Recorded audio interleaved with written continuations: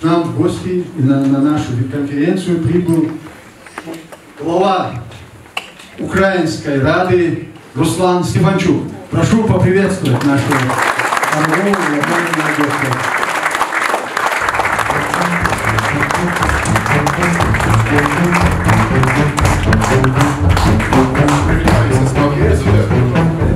Конечно.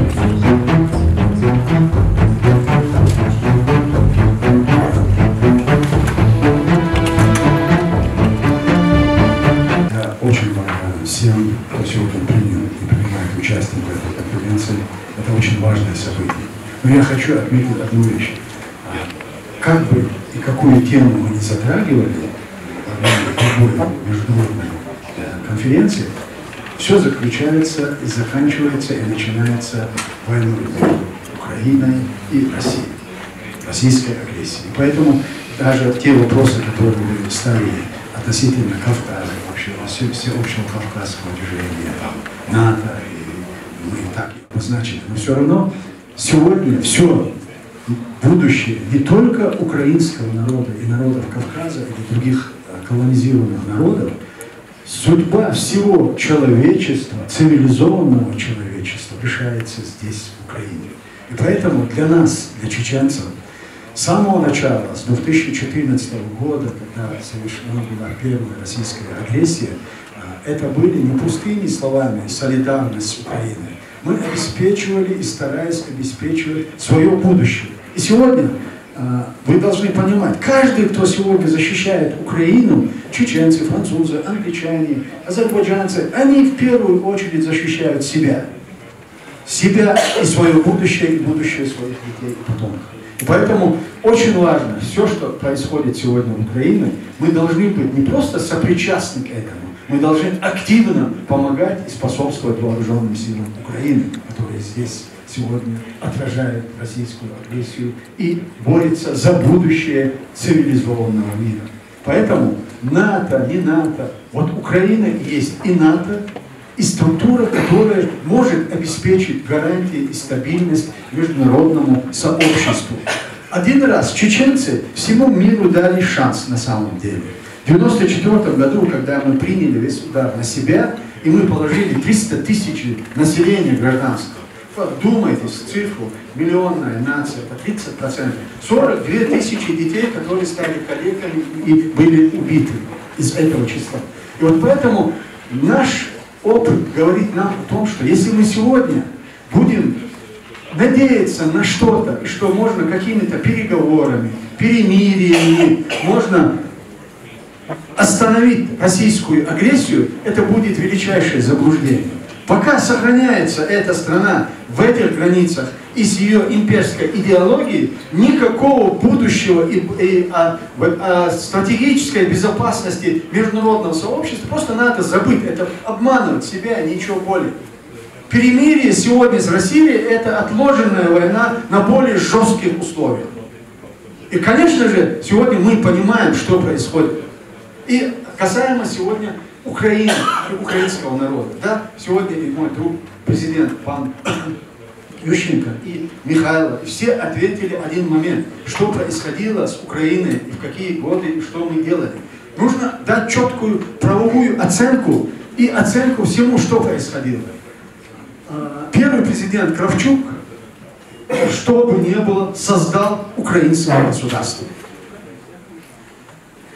Следующий президент Виктор Андреевич Ющенко определил траекторию развития этого государства. И сегодня президент Зеленский отстаивает эту позицию, эту траекторию, этот путь развития украинского народа, который был определен. И поэтому мы все, кто сегодня желает и хочет победы над злом, должны стоять как один за украинским народом и помогать.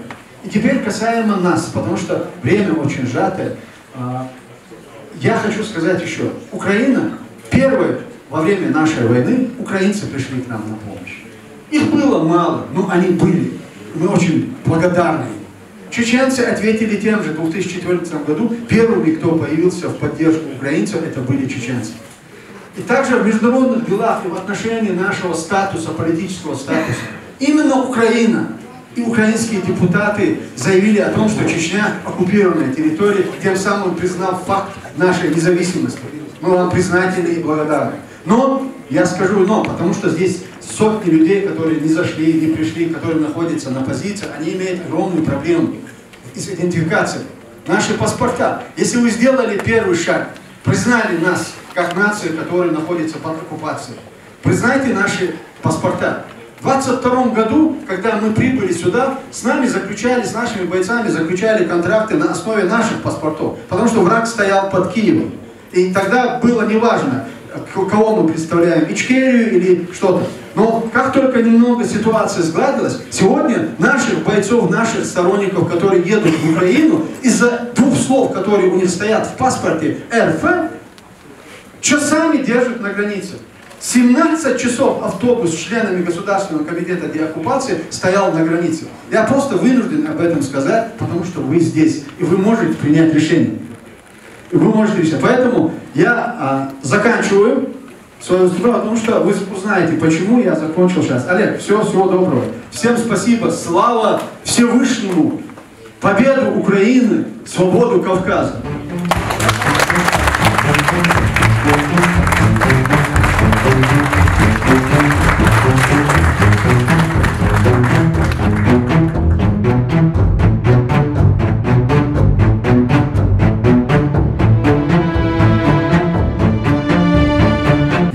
Просто искренне поблагодарить руководство Верховной Рады. Мероприятие, которое мы сегодня организовали, оно происходит именно благодаря тому, что вы сделали в 2022 году. Признав территорию Чеченской Республики оккупированной, вы тем самым дали шанс не только чеченцам и чеченскому народу поверить в свое будущее, что мир не до конца оглох их трагедии, и в том, что они переживают. Что у нас появилась сейчас возможность, что мы должны бороться вместе с вами. Еще раз спасибо вам большое.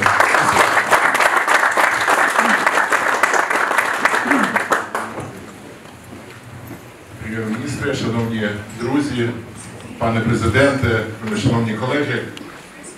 Насамперед для мене справді є великою честю сьогодні бути тут. Тому що, як ви вже згадали, в 2022 році справді Верховна Рада прийняла унікальну постанову, і мені приємно, що моє прізвище стоїть автором номер 1, і далі дуже багато ще депутатів також об'єдналися навколо цієї теми. Тому що ми чітко усвідомлюємо, що Росія, вона може здійснити тільки одно – це жити на гнобленні інших народів. І ми чітко визнали це на рівні постанови Верховної Ради України, давши побажання, можливість і підтримку від українського парламенту щодо визвольних рухів народів, які окуповані, тимчасово окуповані Російською Федерацією.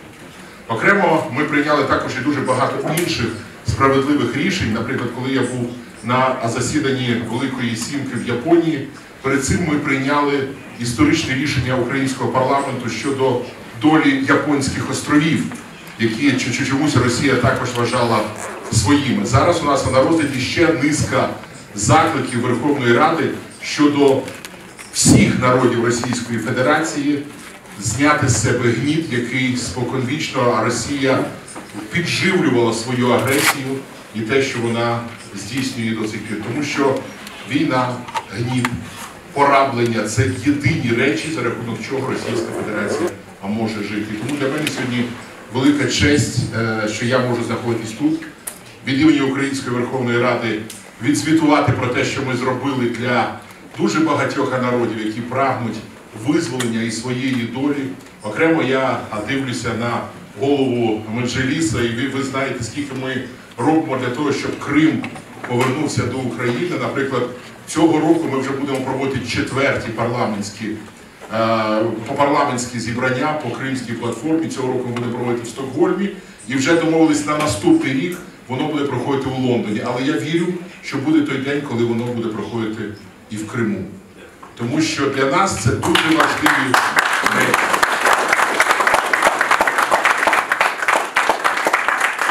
Окремо я хочу відмітити, що саме український парламент прийняв унікальні закони, які сьогодні є взірцями для, в тому числі, багатьох країн Європейського Союзу, які стосуються і питань національних меншин, і 3 корінних народів, як окремий законодавчий акт, які проживають на території України.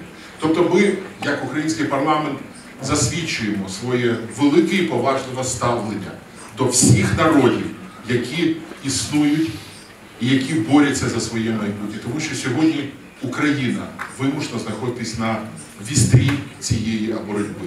Сьогодні, на жаль, Україна бореться в страшній війні, але за демократію, за демократичні цінності. І я окремо хочу підкреслити, що в цій боротьбі пліч-опліч стоять не тільки етнічні українці, а стоять дуже багато представників інших народів, які борються разом з Україною за наше майбутнє. Тому ще раз я хочу подякувати. Для мене сьогодні велика честь бути тут. Для мене сьогодні велика честь бачити моїх колег, народних депутатів, з якими ми дуже багато зробили, і я переконаний, ще зробимо, для того, щоб кожен поневолений народ знав, що таке воля. Тому що воля – це наш український слоган, прототип, який зашифрований в одвічному гербі України ще з давніх давен. Воля – це суть нашого існування. Ми по-іншому не можемо, і ви по-іншому не можете. Тому дякую, в нас спільні цінності, в нас спільна мета, і значить буде спільна перемога. Дякую вам і слава Україні!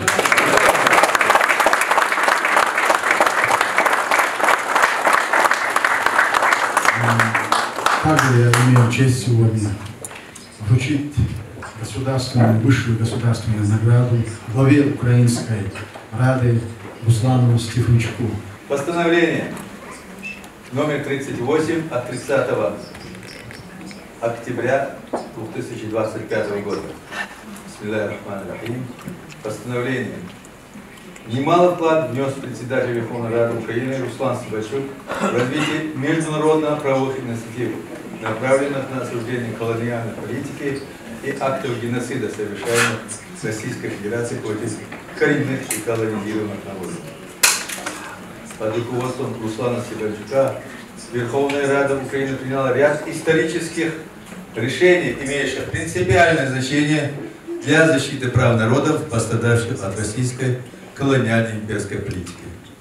В этом контексте поистине исторически является принятое Верховной Радой Украины 18 октября 2022 года постановление за номером 2679, в котором признана территория Чеченской Республики Ичкерия временно оккупированной и осудила действия России против чеченского народа как акт геноцида.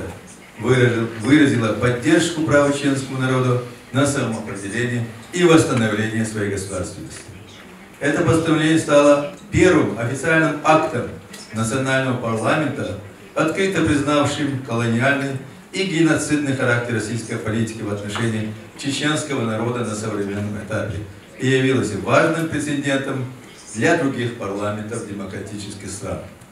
Исходя из вышеизложенного и учитывая выдающийся вклад Руслана Стефанчука в развитие международного права, защиту прав народа и укрепление международной антиколониальной солидарности, руководствуясь статьями 79, 80, 81 Конституции Чеченской Республики Ичкерия, Кабинет министров постановляет наградить Руслана Стефанчука, председателя Верховной Рады Украины, государственной наградой Чеченской Республики Ичкерия, орденом «Рыцарь чести». Постановление Стефанчука.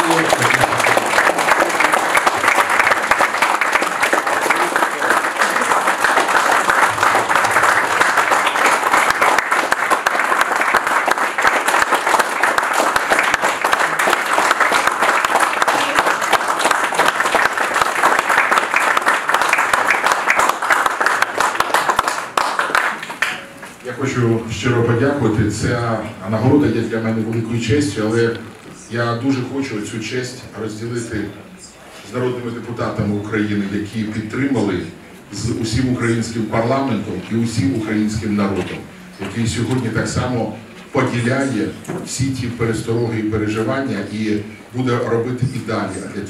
А для того, щоб Чеченська Республіка Ічкерія стала вільною, незалежною країною на мапі вільних. Вільною серед вільних, рівною серед рівних. Дякую і слава Україні! Слава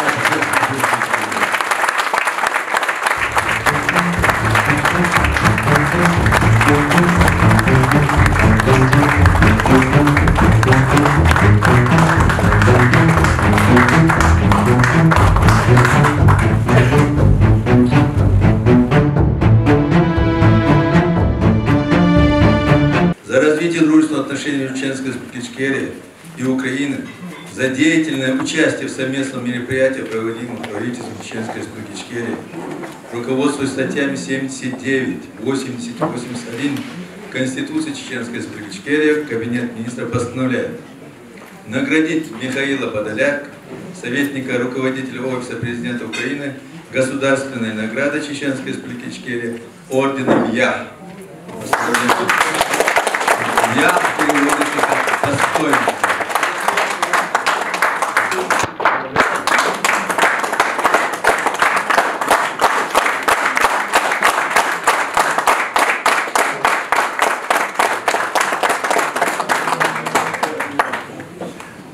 Маленька ремарка. Давайте я, щоб мене зрозуміли всі наші чеченські друзі, я на певний час перейду на мертву мову, на російську, а потім повернусь до людської, легендарної української. Я просто акценты сразу расставлю. Безусловно, для меня большая честь получить награду правительства Чеченской Республики Ичкерия. Знаете почему? Первое, потому что это про вашу кровь. Вы первые встали на пути реанимации империи кровавой и заплатили величезную, гигантскую цену. Тысячи людей погибли, и мирных, и военных. Второе, это про ваше сердце. Мне больно об этом говорить, потому что мы поддержали Россию. Я хочу, чтобы вы помнили это в 1994 году. Но они, когда на нас Россия напала, пришли и стали рядом. Простили нас. Это говорит о духе. И это третье. Я думаю, что мы с Ахмедом будем стоять на свободной чеченской земле. Над нами будет флаг свободного государства Ичкерия. И в этот момент я буду верить, что Россия умерла. Только в этот момент.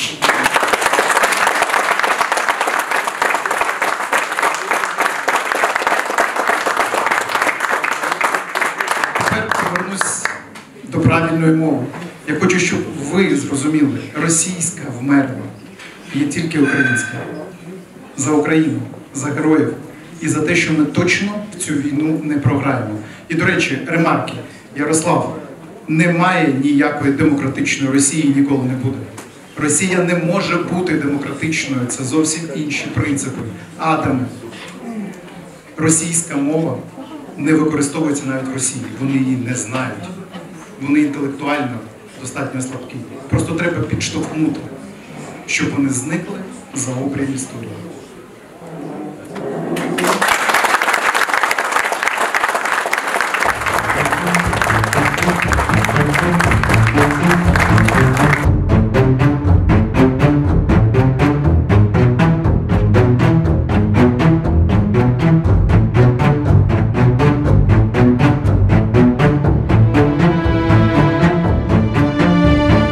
Наградить государственной наградой Чеченской Республики Ичкерия депутата Верховной Рады Украины Олега Дунды орденом Дружбы народов.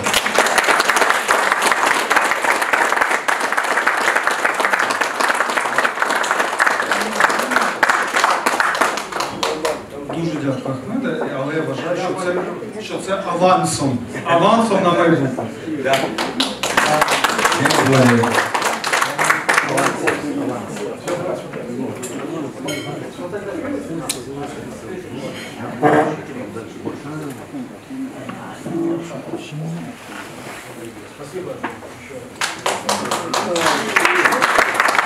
Правительство Чеченской Республики Ичкерия, руководствуясь статьями 79, 80, 81 Конституции Чеченской Республики Ичкерия постановляет наградить Марию Мезенцеву, депутата Верховной Рады Украины,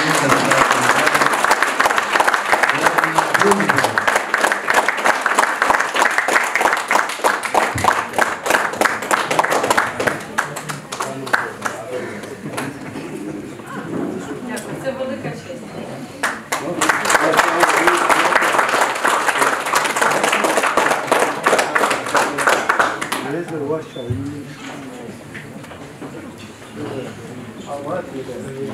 Руководствуясь статьями 79, 80 и 81 Конституции Чеченской Республики Ичкерия, Кабинет министров постановляет наградить Людмилу Буйбиста, орденом Дружбы народа.